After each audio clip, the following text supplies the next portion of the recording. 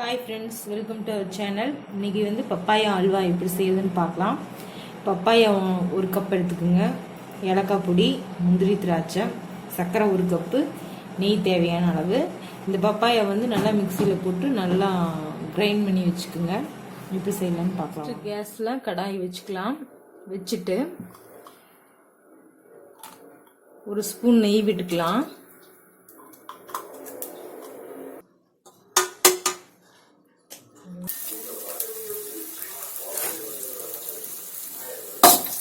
அந்த நெய் விட்டு அதில் முந்திரி திராட்சை போட்டு கொஞ்சம் ஃப்ரை பண்ணி எடுத்துக்கலாம்.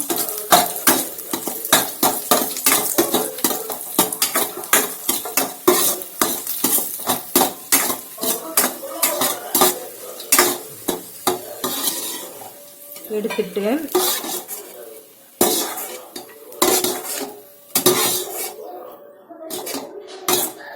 அதுக்கப்புறம் இந்த பைன் பேஸ்ட்டாக அரைச்சி வச்சுருக்கேன் பப்பாயாவை, அதை போட்டுக்கோங்க.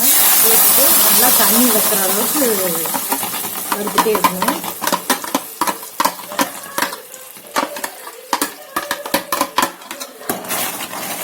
இந்த பப்பாயாவில் இருக்கிற தண்ணி கொஞ்சம் மத்தட்டும், அது வரைக்கும் கொஞ்சம் வறுத்துட்டே இருங்க.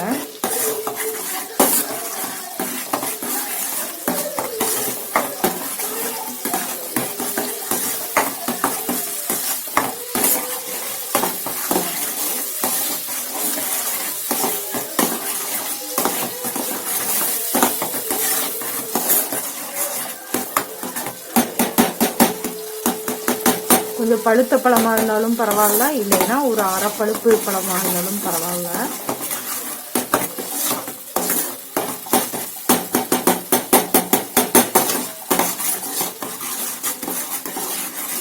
நல்லா அந்த தண்ணி வத்துற வரைக்கும் நல்லா வதக்கி எடுத்துக்கோங்க.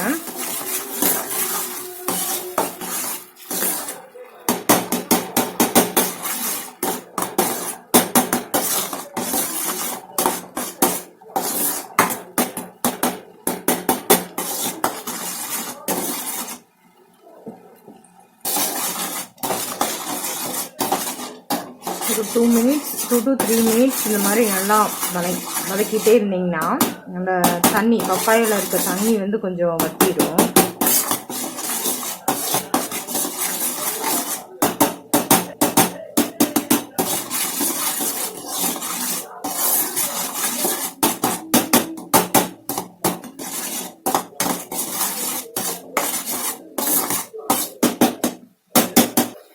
பாருங்க எப்படி இந்த தண்ணியெல்லாம் வத்தி வச்சு பாருங்க. இந்த ஸ்டேஜில் நமக்கு எவ்வளோ இனிப்பு தேவையோ அவ்வளோ தூரம் சர்க்கரை ஆட் பண்ணிக்கலாம்.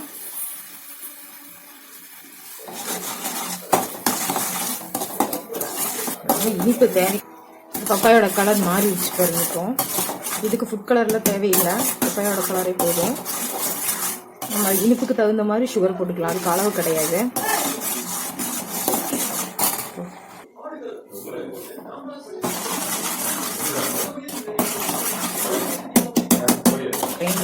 போதும், அவ்வளோதான். பாருங்க, சுகர் போட்டு நல்லா கலக்கியாச்சு. அதுக்கப்புறம் இதில் ஒரு ஸ்பூன் ஏலக்காய் பொடி போட்டுக்குங்க. அதுக்கப்புறம் வறுத்து வச்ச முந்திரி திராட்சையை போட்டுக்கலாம். போட்டு நல்லா கலக்கி விடணும்.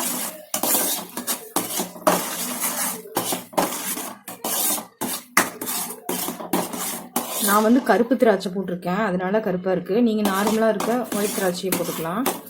எங்கள் வீட்டில் கருப்பு திராட்சை தான் இருந்துச்சு, அதனால கருப்பு திராட்சை போட்டிருக்கேன். இதோட கரெக்டான பக்குவம் தெரியணும்னா என்ன பண்ணணும்னா, ஒரு தட்டில் கொஞ்சம் தண்ணி எடுத்துக்கோங்க. தண்ணி எடுத்துட்டு அதில் கொஞ்சம் விட்டிங்கன்னா அது வந்து அப்படியே ஒட்டாமல் மிதங்கணும். இப்போ வந்து கலங்குது. இப்போ வந்து ஸ்டேஜ் சரியில்லை. போட்டிங்கன்னா கலங்காமல் இருக்கணும், அதுதான் கரெக்டான ஸ்டேஜ். அது வரைக்கும் கொஞ்சம் நெய் விட்டுக்குங்க. நல்லா மிக்ஸ் பண்ணி கலக்கிட்டே இருங்க.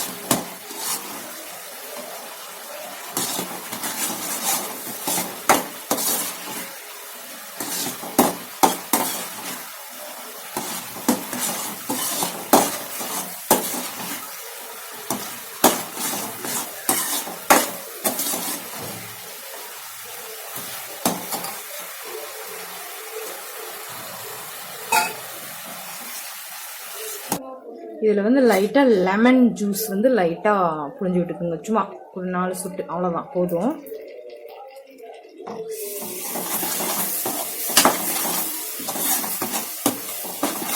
போட்டுட்டு நல்லா கலக்கி விடுங்க.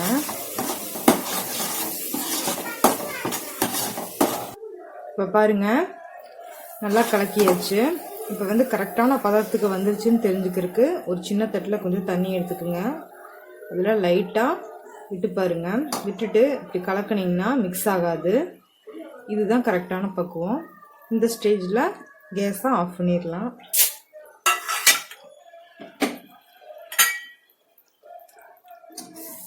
இப்போ பாருங்க, சூப்பரான சுவையான பப்பாயா அல்வா ரெடி ஆயிடுச்சு. எல்லாரும் வீட்டில் ட்ரை பண்ணி பாருங்கள். சிம்பிளாக தான் இருக்கும், சூப்பராக இருக்கும். பிடிச்சிருந்துன்னா லைக் பண்ணுங்கள், ஷேர் பண்ணுங்கள், சப்ஸ்கிரைப் பண்ணுங்கள். Thank you very much.